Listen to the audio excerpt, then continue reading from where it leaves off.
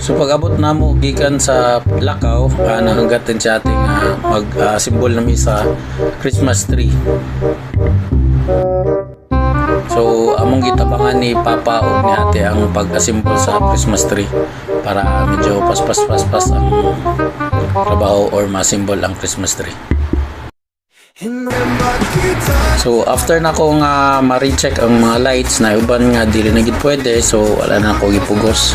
So amo na gitaod ni Ate sa Christmas tree ang mga lights para mahuman na dahil me. We shine like the sun.